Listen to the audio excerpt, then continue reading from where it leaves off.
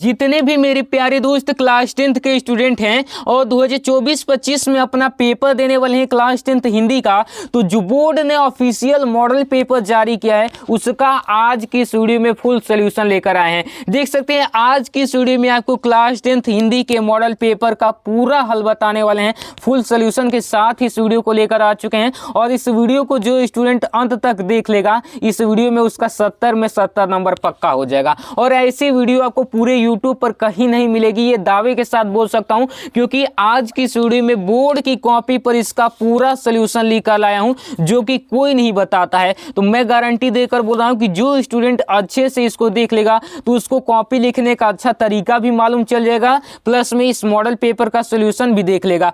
क्योंकि बताया जाता है कि ये जो चैनल है इस चैनल पर आपको बेस्ट स्टडी कराई जाती है और बेस्ट का मतलब होता है कि सबसे अलग लाना। तो मैं सबसे अलग लेकर आ चुका हूं। सबसे पहले इसका सोल्यूशन बताऊंगा ऑब्जेक्टिव क्वेश्चन का, देन उसके बाद जो वर्णनात्मक प्रश्न है एकदम कॉपी पर अच्छे से बताऊंगा कि कैसे लिखना है, सारे सोल्यूशन के साथ आपको बताऊंगा।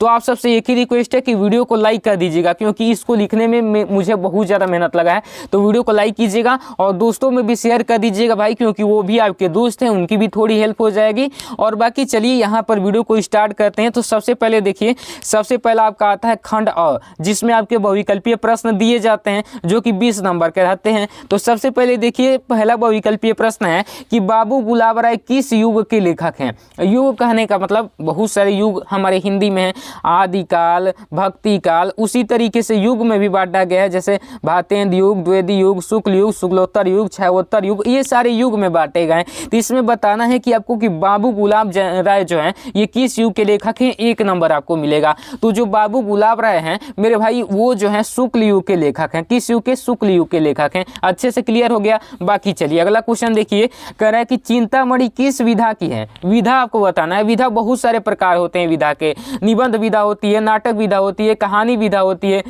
जो रिपोर्टाज होता है, ये सारी विधाएं हैं। तो विधा बताना है कि कौन सी विधा में ये लिखा गया है। अब देखिए ये जो लिखा गया है चिंतामणि, ये निबंध विधा में लिखा गया, ठीक है ना। किस विधा में? निबंध विधा में। अच्छे से समझना है, बिल्कुल एकदम घबराइएगा नहीं, वीडियो को लास्ट तक देखिएगा तभी आपको, क्योंकि भाई कुछ सीखने के लिए, कुछ पाने के लिए अपना समय देना पड़ता है। तो समय आप दीजिएगा, मैं आपको अच्छे से सारी चीज़ें समझाऊंगा। उसके बाद देखिए कि गबन किसकी रचना है। गबन, गबन गोदान किसकी रचना है भाई? तो गबन जो रचना है ये जो है आपके किन की रचना है? तो मुंशी प्रेमचंद्र जी की रचना है। किन की है? मुंशी प्रेमचंद्र जी की। ठीक, ये वाला ऑप्शन इसका राइट हो जाएगा। चलिए, शुक्ल युग की समय अवधि है। शुक्ल युग कब से कब तक चला है? तो शुक्ल युग जो चला है 1919 से 1938 तक। और हाँ, एक चीज़ मैं आपको बता दूं कि ये जो मॉडल पेपर बोर्ड ने जारी किया है ना, इसमें कोई भी एक ऐसा क्वेश्चन नहीं होगा जो मेरे इस PDF से ना मैच करता हो। जो मैंने PDF लॉन्च किया था केवल और केवल 29 रुपये में ऑल सब्जेक्ट का, इस नंबर पर पेमेंट करके लेना होता है। तो उसमें से मतलब कि एक भी क्वेश्चन इसमें मतलब ऐसा नहीं है कि इससे बाहर आ गए होंगे। सारे क्वेश्चन जो मैं PDF दिया था उसी में से सेम टू सेम टकरा गए हैं। भाई नहीं विश्वास होता तो मेरा PDF जो लिए हैं एक बार मिलाते चलना, PDF ओपन करके सारे क्वेश्चन को आप मिलाते चलना। एक भी, मैं बता रहा हूँ, एक भी अगर क्वेश्चन आ जाए तो मुझे कमेंट करके बता देना कि ये आपका क्वेश्चन PDF के बाहर से आया है। कमेंट करके बता देना। सारे क्वेश्चन मेरे PDF से टकरा गए हैं। देख लेना, मिला लेना भाई, मैं झूठ नहीं बोल रहा हूँ, आपको बता रहा हूँ ना। आप मिला लेना, जो लिए हैं वो मिला लेना। और जो लेना चाहते हैं इस नंबर पे फोन पे या फिर गूगल पे करके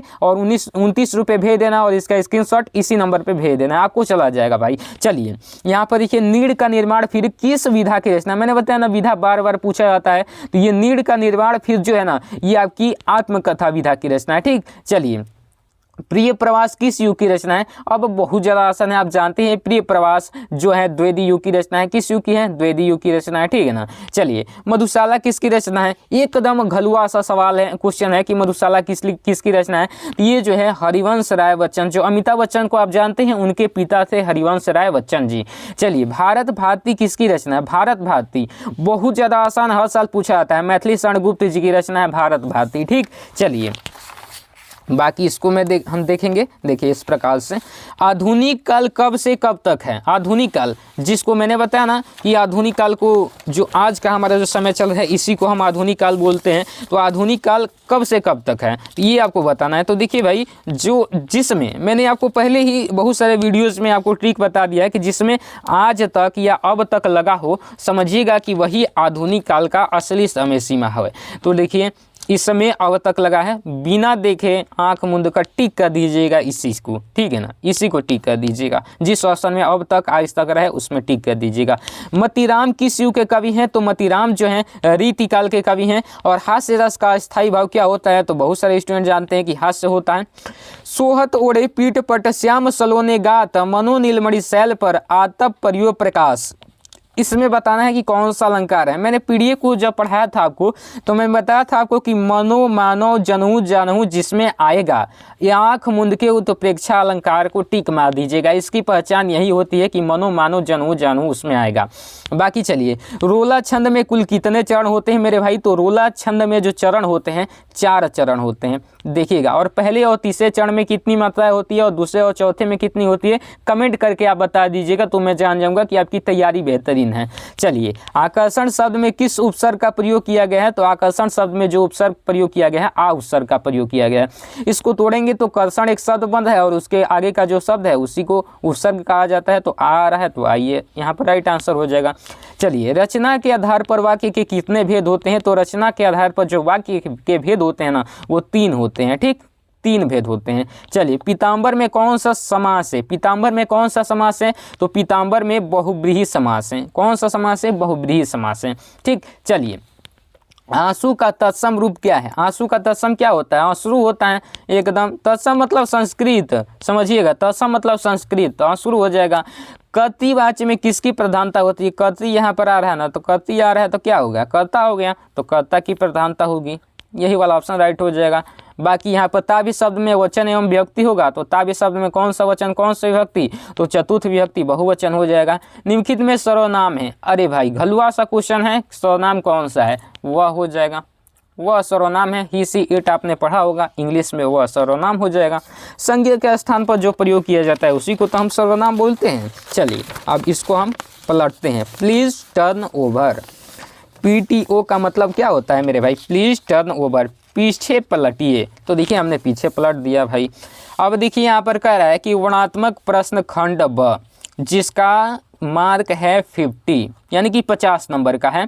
सबसे पहला क्वेश्चन एकदम ध्यान से पढ़ना है, घबराइएगा नहीं, हड़किएगा नहीं, एकदम डेडिकेशन कंप्लीट रखिएगा कि हाँ मुझे अच्छे से समझना है। सबसे पहला है कि निम्नलिखित गद्यांश क्या है? गद्यांश पर आधारित किन्हीं 3 प्रश्नों के उत्तर दीजिए। ये जो आपका गद्यांश दिया गया है यहाँ से लेकर यहाँ तक, इसमें 3 प्रश्नों के उत्तर देने हैं। सबसे पहले आपको फॉर्मेट समझना है, अभी समझ लोगे तो परीक्षा में दिक्कत नहीं होगी। ऐसा ही आएगा, बिल्कुल ऐसा ही लिखा रहेगा कि 3 प्रश्नों के उत्तर दीजिए, भले ही क्वेश्चन चेंज कर दे लेकिन फॉर्मेट यही रहेगा।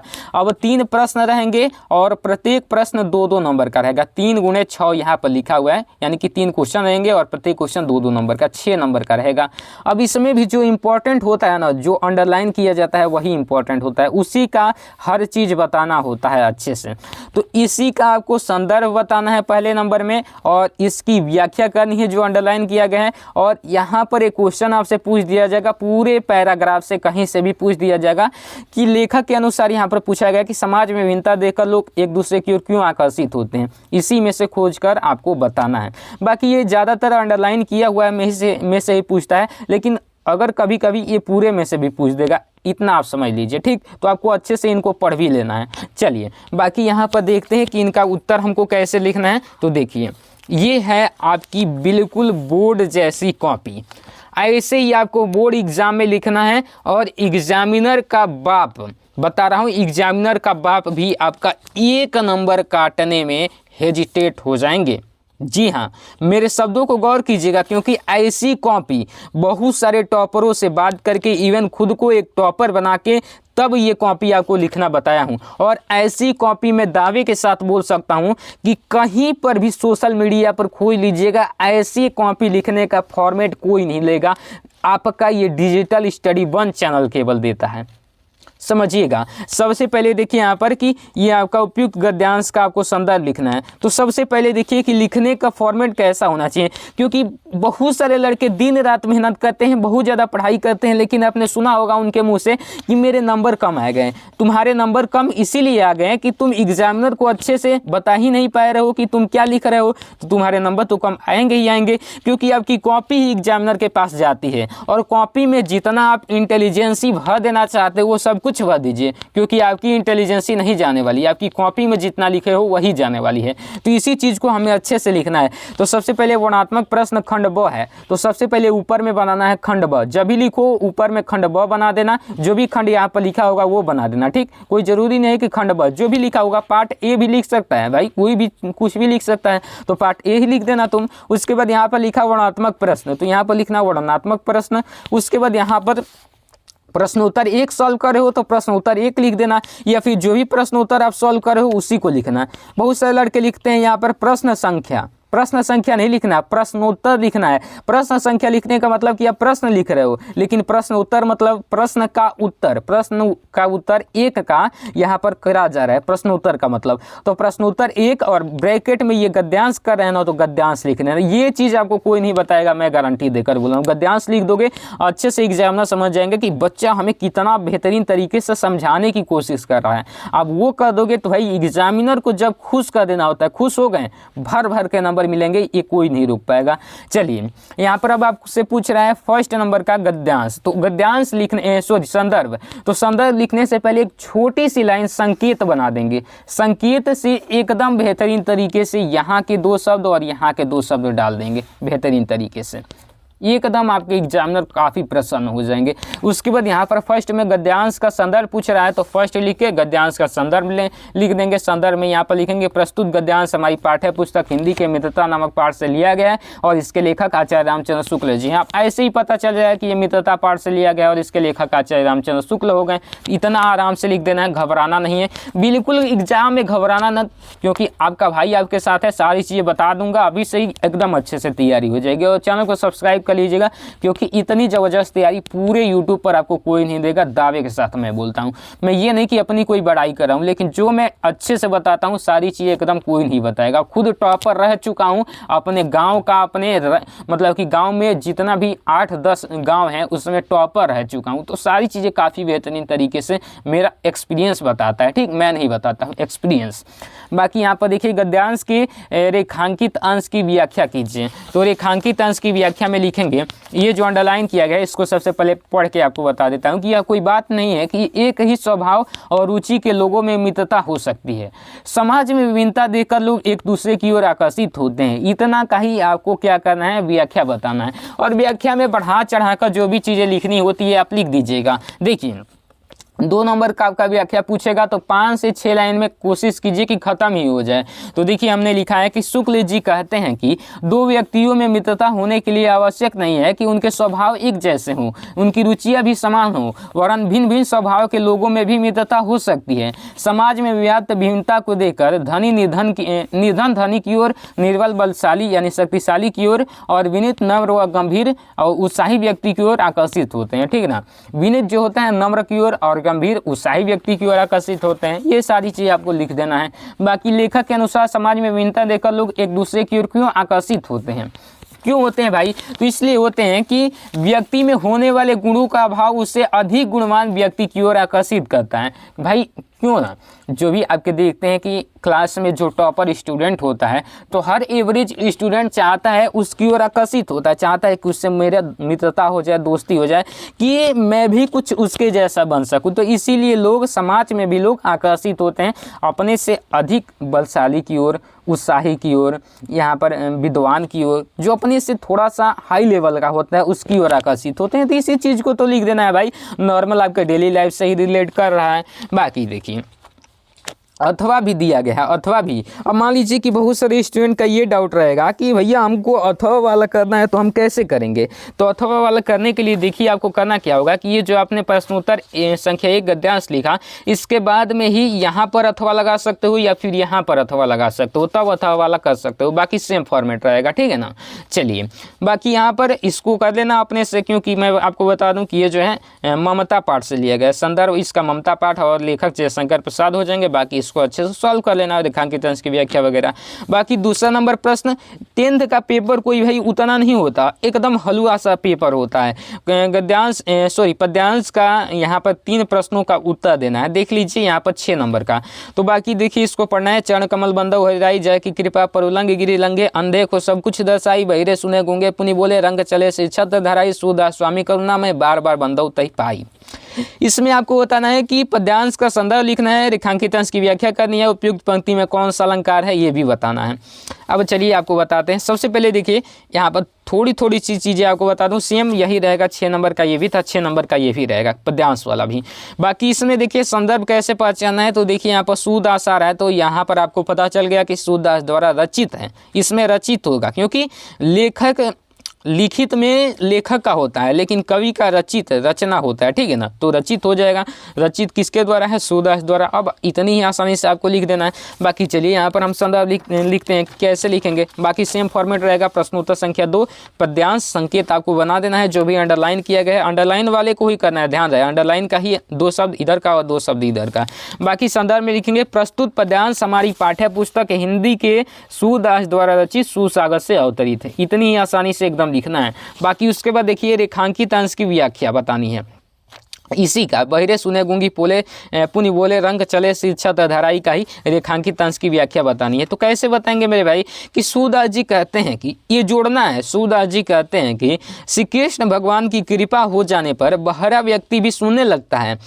कहा था ना इसमें कि बहिरे सुने गूंगे पुनि बोले, यानी कि बहिरा जो होता है सुनने लगता है और गूंगा पुनि बोले, पुनि मतलब फिर, और बोले मतलब बोलने लगता है। और रंग चले सिर छत धराई, रंग मतलब होता है गरीब, चले मतलब चलने लगता है, सिर यानी कि सर पर, छत मतलब क्या होता है मुकुट धारण करते हुए चल देता है। यानी कि बहिरा जो है बहरा सुनने लगता है, गूंगा बोलने लगता है, और इनकी कृपा हो जाने पर जो गरीब से गरीब व्यक्ति भी होता है वो अपने सिर पर छत धारण करते हुए चल देता है। ये सारी चीज़ें यहाँ पर लिख देना है कि बहरा व्यक्ति भी सुनने लगता है और गूंगा व्यक्ति भी पुनः बोलने लगता है। इनकी कृपा हो जाने पर गरीब व्यक्ति भी राजा बनकर अपने सिर पर छत धारण कर लेता है। ये सारी चीज़ें। बाकी उपयुक्त पंक्ति में पूछा है कि अलंकार कौन सा है, तो अलंकार देखिए अलंकार इसमें कौन सा हो जाएगा, उपमा अलंकार। क्यों? क्योंकि यहाँ पर उपमा बताई गई है सूरदास द्वारा, किन की? गरीब की, और यहाँ पर किन की? बहिरा की, गूंगे की उपमा दी गई है कि ऐसा ऐसा हो सकता है, बढ़ा चढ़ाकर सारी चीज़ें, यही इसमें उपमा अलंकार हो जाएगा, ठीक है ना। चलिए यहाँ पर प्रश्नोत्तर नंबर 3 संस्कृत गद्यांश देखिए इसमें भी अथवा दिया है, अथवा वाला भी कर लीजिएगा। सुनी सुंदर मैंने सुधारा साने सयानी है जानी की जानी भले तिरछे करी नहीं समझाए कुछ मुस्कुराई, मतलब कि यहाँ पर देखिए तुलसीदास सर है ना, तो तुलसीदास द्वारा रचित है। और इसके बाद भी मैं आपको बता दूं कि जब वन पथ पर ये लोग गए हैं ना, देखिए समझाए कुछ मुस्काए चली लोचन अनुराग तड़क में भान उदय विकसी, मतलब कि ये देखिए ये सखिया जो इनसे पूछ रही है सीता जी से कि ये राम जी कौन लगते हैं, तो तिरछे करी नैन तिन्हें, ये वाला बात वहाँ पर आया है। तो ये पता चल गया कि आपका वन पथ पर से ही लिया गया है, वन पथ। तो इतनी आसानी से इसका संदर्भ लिख लीजिएगा, व्याख्या वगैरह, अनुराग तड़ाग में कौन सा अलंकार है, बात एकदम बता दीजिएगा सारी चीज़ें, ठीक है ना। चलिए अब यहाँ पर 3 नंबर संस्कृत गद्यांश आया है, 5 नंबर का ये पूछा जाता है, याद कर लीजिएगा कि ये चीज़ें हमारे बोर्ड में 5 नंबर की पूछी जाएगी। बाकी देखिए ऐसा नगरी भारतीय संस्कृत भाषा केंद्र स्थलम अस्ति, यानी कि यह नगरी भारतीय संस्कृति और संस्कृत भाषा का केंद्र स्थल है। इत एवं संस्कृत वाम्यस संस्कृतेश आलोक सर्वत्र प्रसिद्ध, यानी कि यहीं से संस्कृत साहित्य और संस्कृति का प्रकाश सभी जगह फैला। मुगल युवराज दारा सिको अतागत यहाँ आकर भारतीय दर्शन शास्त्र नाम अध्ययन अकरोत, मुगल युवराज दारा सिको यहाँ आकर भारतीय दर्शन शास्त्रों का अध्ययन किए। सत तेसान ज्ञानेन तथा प्रभावित, वो उसके ज्ञान से प्रभावित हुए। यत तेन उपनिषदाम अनुवादम फारसी भाषायाम कारित, और उन्होंने उपनिषदों का अनुवाद फारसी भाषा में कराया। बहुत ही आसान है, ये कर लीजिएगा, अथवा वाला भी कर लीजिएगा, अच्छे से देख लीजिए, सेम वही चीज़ लिखा गया। सबसे पहले ये चीज़ आपको पता ही है, और उसके बाद यहाँ पर संस्कृत गद्यांश संकेत में यहाँ से 2 शब्द और यहाँ से ये पूरा का करना था, तो यहाँ तक एकदम लिख देंगे। और उसके बाद यहाँ पर मैंने आपको ये सारी चीज़ें PDF वाले में सेम टू सेम करा रखा है, तो देख लीजिएगा उसको। तो लिखेंगे प्रस्तुत गद्यांश हमारी पाठ्य पुस्तक हिंदी के संस्कृत खंड के वाराणसी पाठ से अवतरित है, क्योंकि ये वाराणसी पाठ से ही लिया गया, क्योंकि जिसमें नगर का जिक्र हो उसमें समझ लीजिएगा कि वाराणसी का ही जिक्र हुआ है। अब देखिए इसमें यही चीज़ जो मैंने बताया वही चीज़ लिखा गया। हिंदी में अनुवाद किया, नगरी भारतीय संस्कृत और संस्कृत भाषा का केंद्र स्थल है, यहीं से संस्कृत साहित्य और संस्कृति के प्रकाश सभी जगह फैला। मुगल युवराज दारा सिको ने यहाँ आकर भारतीय दर्शन शास्त्रों का अध्ययन किया और ज्ञान से इतना प्रभावित हुआ कि उसने उपनिषदों का अनुवाद फारसी भाषा में कराया, सारी चीज़ें। बाकी देखिए यहाँ पर इसमें भी अथवा दिया है, तो अथवा वाले भी अपने से कर लीजिएगा। बाकी यहाँ पर देखिए संस्कृत पद्यांश में से किसी एक संदर्भ सहित हिंदी में अनुवाद कीजिए मेरे भाई, 5 नंबर का।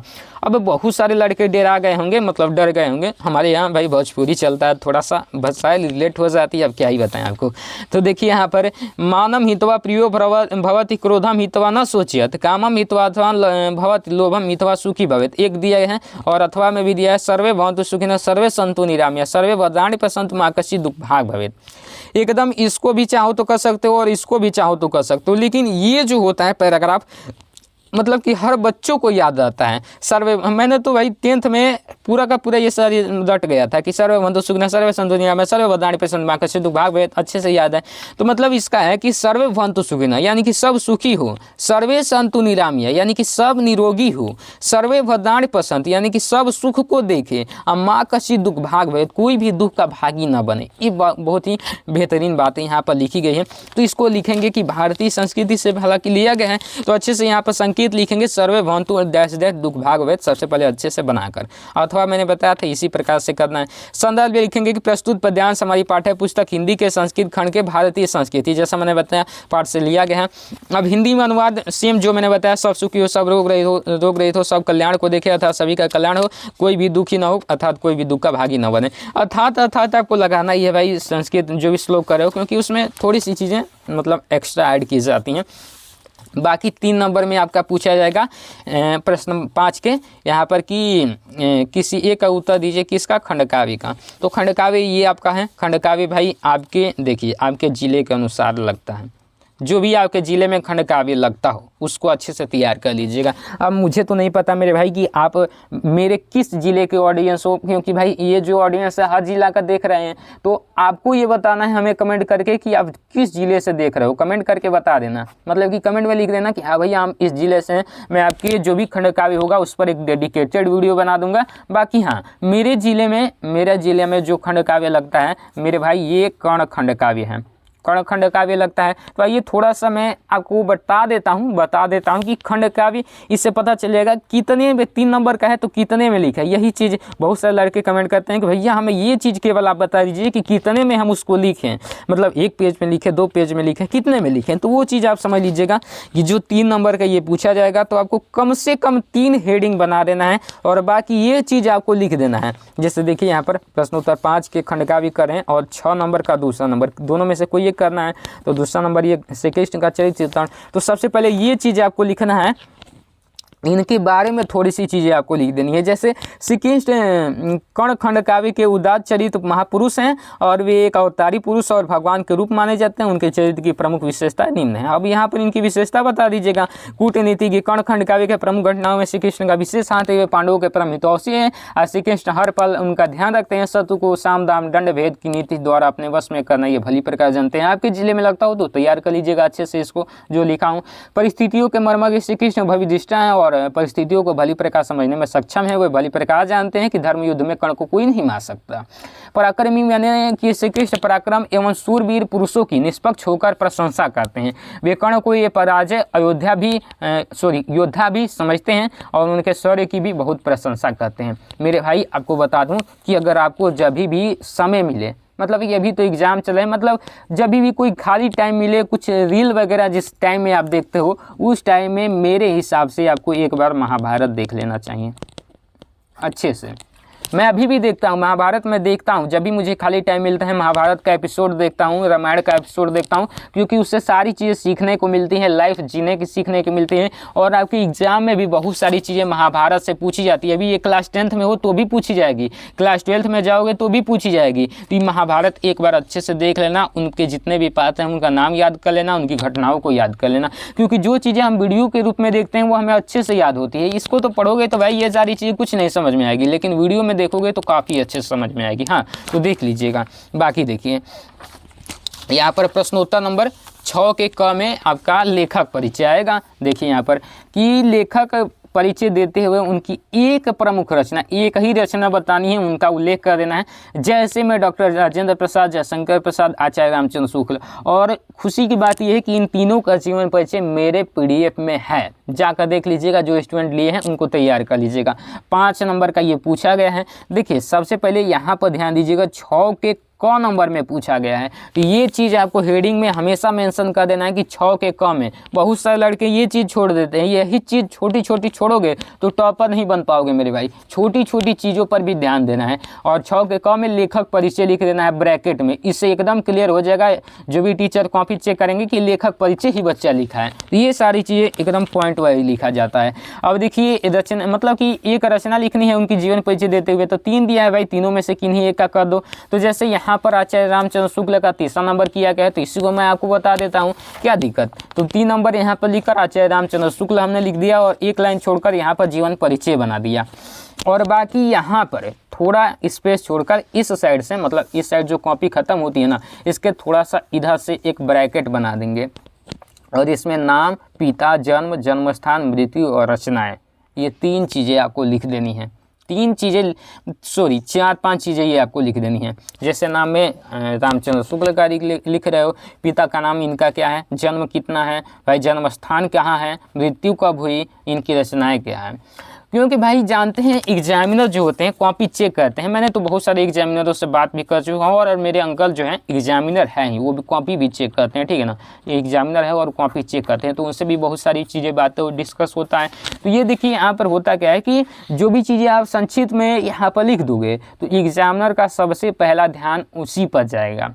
मतलब कि ये सारी चीज़ें एग्जामिनर को पढ़ने का टाइम नहीं है मेरे भाई, क्योंकि कॉपी चेक करने के उनको पैसे दिए जाते हैं और कोई भी जितना अधिक कॉपी चेक करेगा उसको उतने पैसे बनेंगे। तो भाई उनका काम है जल्दी जल्दी में कॉपी चेक करना। लेकिन जो स्टूडेंट इसको मेंशन कर देगा उसका एक भी नंबर नहीं कटेगा, और जो स्टूडेंट इसको मेंशन ना करके ऐसे लिख देगा उसका 1 नंबर वो काट लेंगे। ये 100% गारंटी के साथ मैं बोल रहा हूँ, क्योंकि मैंने बात किया खुद एग्जामिनर लोगों से। तो ये चीज़ आपको बना देना है। आपके 5 के 5 नंबर कोई भी देखेगा तो देखा जाएगा, 1 नंबर भी नहीं कटेगा। क्योंकि मेरा ये रहता है कि भाई कहीं पर भी 1 नंबर ना कटे। जहाँ कटने वाला है तो भाई निबंध में कोई कितना भी लिखेगा तो उसके 1 नंबर काट दिए जाते हैं। बाकी इस समय कोई भी 1 नंबर ना कटे, वही चीज़ मैं आपको बताता हूँ, ठीक है ना। तो देखिए यहाँ पर जीवन परिचय में लिखेंगे आचार्य रामचंद्र शुक्ल जी का, यही चीज़ अब लिख दोगे तो इसमें बढ़ा चढ़ा कर लिख देना है कि जन्म इतना में 1884 में बस्ती जिला के अगुना नामक ग्राम में हुआ था। इनके पिता चंद्रबली शुक्ल मिर्जापुर के कानूनगो थे। इनकी माता अत्यंत विदुषी और धार्मिक महिला थी। इन्होंने मिशन स्कूल से 10वीं की परीक्षा उत्तीर्ण की। इन्होंने इंटरमीडिएट की परीक्षा इलाहाबाद में ली, किंतु परीक्षा में के पूर्व ही विद्यालय छूट गया। इसके पश्चात इन्होंने मिर्जापुर न्यायालय में नौकरी आरंभ कर दी और इसके बाद मिर्जापुर के मिशन स्कूल में चित्रकला के अध्यापक हो गए। अध्यापन कार्य करते हुए इन्होंने अनेक कहानी, कविता, नाटक आदि की रचना की। इन्होंने 1981 नागरिक पचराणी पत्रिका का संपादन किया। इनकी मृत्यु 1941 में हृदय गति रुक जाने से हुई। बाकी यहाँ पर रचनाएं, रसमीमांसा, बहुत सारे रचना है। तो एक रचनाएं लिख दोगे आपका 2 नंबर मिल जाएगा। 2-3 नहीं लिखना है, फालतू की चीज़ें नहीं लिखना है एग्जाम में। एक रचना पूछा गया, एक ही लिखो, तभी आपको लगेगा, एग्जामिनर को लगेगा कि हाँ ये टॉपर स्टूडेंट। बाकी बहुत सारे लड़के अपना इंटेलिजेंसी ज़्यादा दिखाने के लिए 2-3 लिख देते हैं, कोई फ़र्क नहीं पड़ेगा। एग्जामिनर गुस्सा होकर 1 नंबर काट देंगे कि भाई तुमसे ये एक ही पूछा गया, तुम 2 क्यों लिखोगे। एक्स्ट्रा चीज़ें लिखने से बहुत सारे लड़के जानते हैं कि हमारा और बढ़ाई होगा और एग्जामिनर हमें अधिक नंबर देंगे, कुछ नहीं देंगे, 1 नंबर काट भी लेंगे, ठीक है ना। तो ये सारी चीज़ें मैंने सारी चीज़ें कंक्लूजन निकाला है, बात की है तो पता चला है। और 6 के क में यहाँ पर ख वाला आएगा। तो इसमें जीवन परिचय देते हुए उनकी एक प्रमुख रचना का उल्लेख करना है। लेकिन किनका जीवन परिचय, कवियों का जीवन परिचय। ये जो कवि दिए हैं गोस्वामी तुलसीदास, सुमित्रा नंदन पंत और महाकवि सूरदास, ये तीनों में से किन्हीं एक का देना है, 5 नंबर लेकर जाना है। तो हमने तुलसीदास का यहाँ पर लिखा है, तो प्रश्न उत्तर 6 के ख कवि परिचय में तुलसीदास पहले नंबर में लिखेंगे जीवन परिचय, और यहाँ पर सेम नाम, जन्म, जन्मस्थान, मृत्यु, माता पिता, मृत्यु, रचना, ये सारी चीज़ें लिख देनी है। तुलसीदास सन 1532, सोरोग्राम, पिता आत्माराम दुबे, माता तुलसी देवी, मृत्यु 1623 ईस्वी, रचना रामचरितमानस। देखिए यहाँ पर अच्छे से, तुलसीदास जी का जन्म सन 1532 ईस्वी में बांदा जिले के राजापुर नामक ग्राम में हुआ था। कुछ विद्वान इनका जन्म एटा जिले के सोरोग्राम को मानते हैं। तुलसीदास सविपर्ण ब्राह्मण थे। इनके पिता आत्माराम दुबे और माता हुलसी ने अभुक्त मूल नक्षत्र में उत्पन्न होने के कारण इन्हें त्याग दिया। इनका बचपन अनेक आपदाओं के बीच व्यतीत हुआ। सौभाग्य से इन्हें बाबा नरहरिदास जैसे गुरु का वरदान प्राप्त हुआ। इनकी कृपा से इन्होंने शास्त्रों का अध्ययन किए और इनका विवाह सुंदर और विदुषी कन्या रत्नावली से हुआ। एक दिन ये पत्नी के डांट से इन्हें वैराग्य उत्पन्न हो गया और ये काशी चले गए। वहीं अपनी अनेक रचनाएं इन्होंने काशी चित्रकूट में लिखा और बाकी काशी घाट पर 1623 में, और यहाँ पर इनकी मृत्यु हो गई। अब देखिए बहुत सारे लड़के क्या करते हैं हाईलाइट, अगर आपको भाई देखिए टाइम नहीं है तो हाईलाइट मत कीजिए, एक ही पेन से लिखिए, बाद में पेंसिल से अंडरलाइन कर दीजिएगा, वो भी समझ आएगा अच्छे से। और बाकी हाँ बहुत सारे लड़के कहते हैं कि जो जीवन परिचय होता है उसको एक पेज इधर लिखेंगे और एक पेज इधर भी लिख देंगे। देखिए यहाँ पर सादा छोड़ा गया क्योंकि भाई मैंने आपको लिख कर बताया तो थोड़ा फ्रेश से दिखना चाहिए, मोबाइल में थोड़ा घिचपिचाहट नहीं होना चाहिए, इसीलिए मैंने ये पेज जो है सादा छोड़ दिया है हर मतलब पेज का। तो इसको भी आपको लिखना है अच्छे तरीके से, ठीक है ना, ये नहीं कि आपको छोड़कर नहीं आना। लेकिन हाँ जो बात बता रहा था कि बहुत सारे लड़के इधर भी लिखेंगे जीवन परिचय और इधर का भी आधा पेज लिख देंगे कि 1.5 पेज लिखेंगे तो मुझे अच्छे नंबर मिलेंगे। जीवन परिचय आपको एक पेज में ही लिखने की कोशिश करना है, ज़्यादा नहीं लिखना है। अभी से प्रैक्टिस कर लेना, एक पेज में ही लिखना है जीवन परिचय। क्यों लिखना है भाई, तुम्हारे जीवन परिचय के यहाँ से यहाँ तक लिखोगे तो केवल इनके कितने नंबर मिल रहे हैं, लाइव प्रूफ देख लो 3 नंबर मिल रहे हैं, और 2 नंबर का केवल एक रचना लिख दे रहे हो तो 2 नंबर मिल रहा है। तो 3 नंबर के लिए 1.5 पेज लिखने की क्या ज़रूरत है, जब एक रचना आपको 2 नंबर दे रहा है एक वर्ड का, तो इतना बहुत है भाई आपके लिए, बहुत है, इतना लिख दिए हो ना तो बहुत है। क्योंकि भाई जो है असली किताब में देखोगे तो 80 शब्द ही कहा गया है जीवन परिचय लिखने का, लगभग ये 120 से कम नहीं होगा, गिन लेना 120 से कम नहीं होगा, ठीक है ना। तो एकदम एक पेज से आपको बढ़ाकर नहीं लिखना है, मेरा जो है कहना मान लेना है। कोई भी टीचर बोले तो बता देना, मेरे को बता देना, वीडियो देखवा देना कि भाई इन्होंने कहा है मुझे एक पेज लिखने को, बाकी अलग मत लिखना आप लोग, ठीक है ना। हम पर भरोसा है, भरोसा कीजिए भाई, तभी आप अच्छे नंबर लेकर आओगे। देखिए यहाँ पर 7वां नंबर में पूछा गया कि अपनी पाठ्य पुस्तक में से कंठस्थ, कंठस्थ मतलब जो आप याद किए हो श्लोक लिखिए जो इस प्रश्न पत्र में न आया हो, यानी कि ये जो क्वेश्चन पेपर दिया है पूरे में इसमें वो मतलब कि ना आया हो उसको लिखना है। देखिए कितने नंबर का, 2 नंबर का। तो देखिए यहाँ पर क्या किया गया है कि इसको पहले लिख दिया गया, इसको बाद में, तो कोई दिक्कत नहीं है। खैर प्रश्नोत्तर 7 श्लोक यहाँ पर लिखा गया। तो बंधम मॉडम वापी जो वापी पराजय हुआ तो समो वीर वीर हुआ, वही तो अच्छे से लिख देना है, बाकी इसी प्रकार से आपको लिखना है। अब देखिए यहाँ पर कि यहाँ पर 8 नंबर में कहा गया है कि संस्कृत उत्तर देना है 2 नंबर का। तो देखिए चंद्रशेखर प्रसिद्ध क्रांतिकारी देशभक्त आसीन, और यहाँ पर वीरा किन पूजते तो वीरा वीरेण पूजते। अच्छे से इनको भी तैयार कर लेना क्योंकि ये सारी चीज़ें मैंने ऐड कर रखा है, PDF में तैयार कर लेना। बाकी अच्छे से ये देखिए 2 नंबर का ये भी था, 2 नंबर का ये भी था, 4 नंबर हटने में ही तो मिल गया एकदम। तो आपको क्या चाहिए मेरे भाई, आपको अच्छे से समझाने वाला चाहिए, जो कि मैं अच्छा कोशिश करता हूँ इस चीज़ पर। 7 नंबर का देखिए वीडियो भले ही लॉन्ग हो जाए उससे मुझे मतलब नहीं होती है, लेकिन अच्छे से समझा दूँ यही मेन होता है। निबंध लिखना है, प्रश्न उत्तर 9 में आपका पूछा गया पर्यावरण संरक्षण के उपाय, आतंकवाद कारण एवं निवारण और जनसंख्या लाभ और हानि, ये तीनों जो है निबंध मेरे PDF वाले में है, तीनों लाइन से ही है। देखिए तीनों यहाँ पर आ गया। 7 नंबर एकदम उसको तैयार कर लोगे तो मिल गया कि नहीं मिल गया, ये कभी क्वेश्चन उसके बाहर से नहीं आया है, गारंटेड बोल रहा हूँ। चलिए बाकी यहाँ पर देख लीजिए 9 नंबर प्रश्नोत्तर में कि निबंध आतंकवाद के कारण एवं निवारण। सबसे पहले निबंध में कोई भी चीज़ आपको अलग से नहीं लिखनी है, जिस भी टॉपिक पर दिया है सबसे पहले रूपरेखा बना देना है। रूपरेखा का मतलब कि जो मकान बनाया जाता है, मकान का नक्शा। जो भी निबंध लिखोगे तो निबंध में कौन कौन से हेडिंगें आप लगाओगे उसको यहाँ पर लिख देना है। जैसे हमने निबंध में प्रस्तावना जरूरी होता है, सबसे पहला में प्रस्तावना ही लिखा जाता है, तो प्रस्तावना हमेशा लिख देना। बाकी ये चीज़ें अपने से बदलाव करके लिख सकते हो, और लास्ट का उपसंहार आपको रहेगा ही रहेगा। बाकी ये चीज़ तो अपने हिसाब से मैंने अपने से एक्स्ट्रा ऐड करके लिखा है, लेकिन लास्ट में आपका उपसंहार रहेगा। तो ये चीज़ें आपको लिख देनी है। प्रस्तावना में इसका इंट्रोडक्शन लिख देना होता है, क्योंकि निबंध मेरे बताने का कोई फायदा नहीं है मेरे भाई, निबंध अपनी सोच लिखी जाती है। रूपरेखा प्रस्तावना, प्रस्तावना में इसका इंट्रोडक्शन लिखा जाता है कि आखिर आतंकवाद है क्या, ये कहाँ तक फैला है, इससे क्या हानि है, सारी चीज़ें छोटी मोटी चीज़ें आपको प्रस्तावना में। जैसे आपसे कोई पूछ देता है इंट्रोडक्शन, तो पूरा चीज़ अपने बताते हो ना, अपना नाम, अपने पिता माता, अपना भाई बहन, बाबा दादा नाना नानी, ये सारी चीज़ें बताते हो, तो एक छोटे से वर्ड में आप बता देते हो। तो उसी प्रकार से पूरा निबंध के बारे में एक छोटे से शब्द में प्रस्तावना में बता देना होता है। अब आतंकवाद का अर्थ में लिखेंगे इसके बारे में कि आतंकवाद आखिर में है क्या भाई, इसके पूरे बारे में लिखेंगे। और उसके बाद आतंकवाद एक विश्वव्यापी समस्या है, भारत में क्या आतंकवाद है, कैसे कैसे इन्होंने अपना वर्चस्व जमा रखा है, आतंकवाद का समाधान क्या है। क्योंकि जब भी आप निबंध लिखो भाई उसमें एक चीज़ आपको समझना है, दुष्प्रभाव और समाधान, ये चीज़ आपको किसी भी निबंध में लिखना है। जैसे आपका पूछ दिया गया प्रदूषण, तो प्रदूषण का भी भाई दुष्प्रभाव बताना है सबसे पहले कि मतलब उसी में निबंध में कि है क्या इसके दुष्प्रभाव और इसका समाधान, क्योंकि जो कॉपी चेक करता है ना वो आपके समाधान पर सबसे ज़्यादा गौर करता है। निबंध में भाई सारी चीज़ लिखी जाती है कि आप मान लीजिए कि आगे चल के डीएम बन गए हैं तो वो सारी चीज़ आपके अंदर क्वालिटी है कि नहीं है वो चीज़ें निबंध द्वारा चेक की जाती है। तो आपको समाधान में बताना होगा कि भाई मेरा ये मत है कि इसका समाधान ऐसे किया जा सकता है। बहुत सारे लड़के रटने लग जाते हैं, भाई रट के क्या करोगे, थोड़े दिन के लिए रटोगे बाकी जीवन भर तो नहीं रटोगे। तो अपना समाधान लिखना कि भाई ये चीज़ें मैं जब भी जो है आतंकवाद को सफाया करने के लिए ये चीज़ें ये हथकंडे में अपना सकता हूँ, वही समाधान हो गया। अब देखिए उसके बाद देखिए उपसंहार आपको लास्ट में लिख देना है, वीडियो कट हो गई थी पता नहीं क्यों, तो उपसंहार लिख देना है। उसके बाद एक छोटी सी हेडिंग लिख देना आतंकवादी विरोधी दिवस, और जैसे पर्यावरण पर जो है संरक्षण दिवस ऐसे मनाया जाता है ना, तो जो भी चीज़ आपको याद हो लिख दीजिएगा लास्ट में। और बाकी ये यहाँ पर पत्र लेखन आपको आता है तो मैं सारी चीज़ समझा दिया था लेकिन वीडियो कट हो गई पता नहीं कैसे, क्योंकि देखिए यहाँ पर सारी चीज़ समझा दिया था लेकिन कट हो गई। तो मैनेज कर लीजिएगा छोटी सी वीडियो, क्योंकि अभी रिकॉर्ड भी ज़्यादा नहीं हो पाएगी। तो इस पर पत्र लिखना है, तो देख लिया अथवा में दिया है 10 नंबर का, तो इसको कैसे लिखना है समझा देता हूँ फटाफट से, क्योंकि गैलरी भर चुकी है मेरे भाई। तो लिखना है 10 नंबर पत्र लेखन सेवा में महाविभाग महाप्रबंधक उत्तर मध्य रेलवे भोपाल मध्य प्रदेश, विषय टिकट निरीक्षक द्वारा अभद्र व्यवहार के संबंध में, क्योंकि उसमें दिया था।